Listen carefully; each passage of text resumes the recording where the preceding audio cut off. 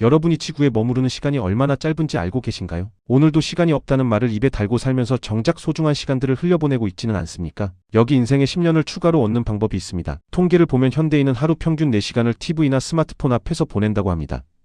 별거 아닌 것 같지만 이걸 65세까지 합치면 무려 10년 반이라는 어마어마한 시간이 나옵니다. 여기에 잠자는 시간까지 더해본다면 어떨까요? 결국 우리 인생의 절반 이상을 아무런 의식 없는 상태로 그저 진공 상태로 허비하고 있는 셈입니다. 여기서 딱 그 4시간만 되찾아보는 건 어떨까요?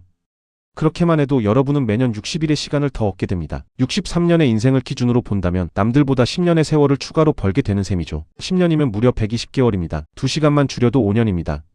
남들보다 무려 60개월을 더 살게 되는 겁니다. 남들이 평생 꿈만 꾸다 끝날 때 여러분은 그 시간 동안 그 꿈을 현실로 만들 수 있다는 뜻입니다. 잠은 죽어서 자라고 하잖아요. 살아있는 동안 그 귀한 시간을 당신의 비전을 위해 써야 하지 않겠습니까? 세상 사람들의 97%는 명확한 방향 없이 흘러가는 대로 삽니다. 오직 3%만이 자신의 목표를 글로 적습니다. 그리고 그 3%가 세상의 부와 의미를 독점합니다. 왜일까요? 글로 적힌 목표는 뇌에 새겨진 명령어가 되기 때문입니다. 지금 당장 종이를 꺼내 당신의 꿈을 적고 주머니에 넣으세요. 99%에서 멈추는 사람들은 정작 결과물이 없습니다. 보상이 주어지는 마지막 1%를 완성하지 못하기 때문입니다. 오늘부터 언어를 바꿔보세요. 이 일을 해야 해가 아니라 내가 이 결과를 얻기 위해 이 과정을 선택했어라고요. 선택의 주도권을 쥐는 순간 당신은 상황의 노예에서 인생의 주인으로 바뀝니다. 당신이 잃어버린 20년의 행방을 찾으시나요? 우리는 누구나 열심히 살고 있다고 믿습니다. 하지만 누군가는 1년을 10년처럼 밀도 있게 써내려가고 누군가는 10년을 하루처럼 무의미하게 반복합니다. 만약 당신의 노력이 매번 제자리 걸음이라면 그건 당신의 의지가 부족해서가 아니라 당신도 모르는 사이에 인생의 통행료를 엉뚱한 곳에 지불하고 있기 때문입니다. 인생의 전환점을 맞이하려면 가끔은 불편한 진실과 대면해야 합니다. 오늘 나눌 이야기는 당신이 가장 외면하고 싶었을 하지만 성취를 위해 꼭 통과해야 할 문턱에 관한 것입니다. 지금부터 들려드릴 이야기는 뻔한 응원이 아닙니다. 당신의 뇌 속에 깔린 낡은 소프트웨어를 삭제하고 보이지 않는 유리벽을 깨부수는 과정입니다. 이 여정이 끝날 때쯤 당신은 더 이상 예전과 같은 방식으로 세상을 바라볼 수 없게 될 것입니다. 우리는 실패라는 단어를 너무나 오랫동안 잘못 써왔습니다. 이 한마디가 얼마나 많은 사람에게 말로 다 할 수 없는 슬픔과 고난을 가져다 줬는지 모릅니다. 여기서 가장 중요한 것은 진짜 실패와 일시적 패배를 명확히 구분하는 일입니다. 사실 일시적 패배는 전화위복의 기회가 되곤 합니다. 우리를 갑자기 끌어올리기도 하고 더 바람직한 다른 길로 우리의 에너지를 움직이게 해주기도 하죠. 우리는 벽에 부딪힐 때마다 좌절이라는 감정을 선택하곤 합니다. 그런데 조심해야 합니다. 이 좌절이 나는 안 돼, 세상이 불공평해라는 자기 연민으로 변질되는 순간 당신의 성취 동력은 완전히 마비됩니다. 화를 내거나 도망치는 건 차라리 낫습니다. 최소한 에너지라도 쓰니까요. 자신을 가엾게 여기는 마음에 갇혀 주저앉는 것만큼 아쉬운 선택은 없습니다. 해결책은 오직 하나, 감정을 빼고 행동을 넣는 겁니다. 똑똑한 행동만이 당신을 가두고 있는 좌절이라는 창살을 부술 수 있습니다. 진짜 실패라고 부를 수 있는 것은 오직 일어나서 다시 시도하는 것을 거부할 때뿐입니다. 당신 내면의 힘보다 강한 외부의 문제는 이 세상에 존재하지 않습니다. 95%의 사람들이 빠지는 함정, 그리고 우리가 믿어온 긍정적 사고라는 환상에 대해 이야기해 보려 합니다. 긍정적 사고라는 환상에 대해 이야기해 보려 합니다.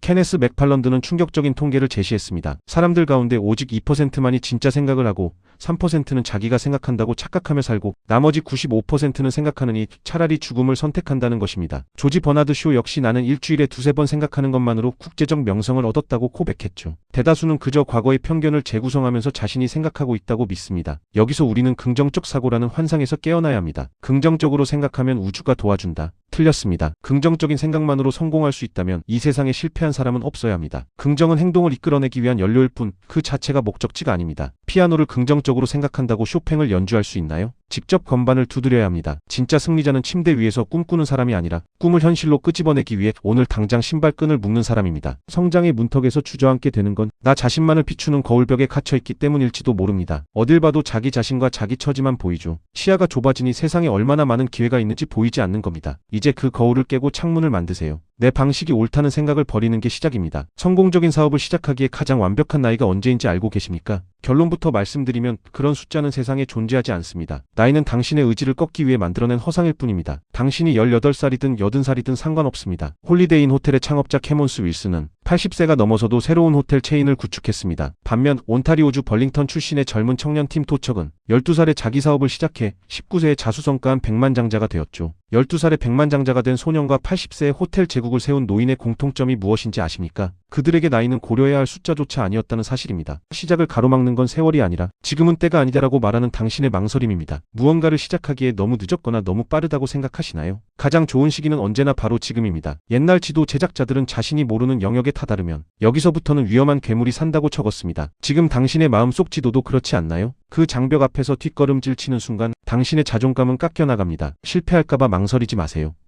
진짜 실패는 시도조차 하지 않아 아무런 데이터도 얻지 못하는 것입니다. 두려움의 장벽은 당신을 막으려고 서 있는 게 아니라 당신이 얼마나 간절한지 시험하려고 서 있는 것뿐입니다. 탁월함은 사소함을 챙기는 집요함에서 나옵니다. 달을 향해 쏘세요. 설령 달을 맞히지 못하더라도 당신은 최소한 별들 사이에 떨어질 겁니다. 모두가 무엇인가 팔아서 먹고 삽니다. 이걸 이해하면 일을 할 때나 인간관계에서 보이지 않던 탑이 보입니다. 동양의 현자는 세 종류의 판매원이 있다고 했습니다. 남이 밀어줘야만 움직이는 조각배, 환경이 좋을 때만 나아가는 돛담배, 그리고 어떤 풍랑 속에서도 엔진을 돌리는 증기선이죠. 조각배와 돛담배는 늘 보상이 적다며 세상을 탓하지만 증기선은 배가 멈춘 원인이 외부가 아니라 내면의 엔진에 있다는 것을 압니다. 인간관계가 어렵다면 딱 두 가지만 기억하세요. 미소와 이름입니다. 미소는 지친 영혼의 햇살을 비추는 최고의 해독제입니다. 상대의 이름을 부르며 대화를 시작하세요. 지갑을 비워 머리에 채우십시오. 매일 딱 1시간만 당신의 분야를 공부하세요.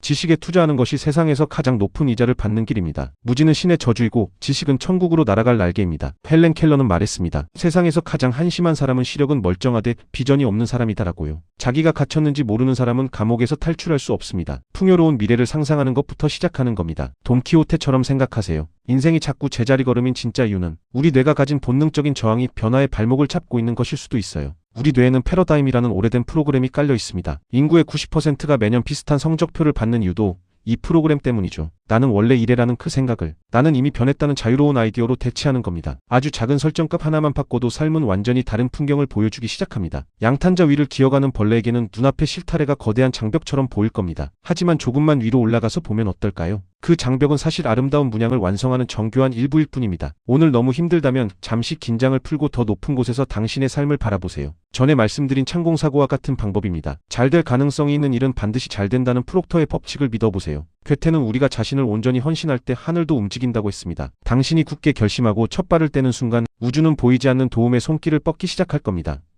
성취는 유료 도로를 달리는 것과 같습니다. 성공이라는 길에는 통행료가 있습니다. 편안함, 안주하고 싶은 마음, 남들의 시선. 이 중 무엇을 지불하시겠습니까? 대가를 치르지 않고 목적지에 가려는 건 도둑이나 다름없습니다. 삶이 지루하게 느껴진다면 당신의 목표가 너무 작다는 증거입니다. 승리와 패배를 가르는 선은 면도날처럼 가릅니다. 거의 완성하는 사람과 실제로 완성하는 사람의 차이는 단 1%의 디테일에서 결정됩니다. 마지막으로 우리를 괴롭히는 걱정에 대해 이야기해 보겠습니다. 사실 우리가 걱정하는 일의 92%는 절대로 일어나지 않습니다. 걱정은 문제를 빌린 사람이 취급하는 비싼 이자일 뿐입니다. 내일에는 두 가지 손잡이가 있습니다. 불안이라는 손잡이를 잡을지 믿음이라는 손잡이를 잡을지는 오직 당신의 선택입니다. 꼭 해야 할 일을 알면 두려움은 날아갑니다. 실패가 불가능한 것처럼 행동하세요. 당신은 애초에 더 높은 곳으로 올라가도록 설계된 존재입니다. 사람들은 흔히 인생의 마지막 순간에 하지 못한 일을 후회한다고 말합니다.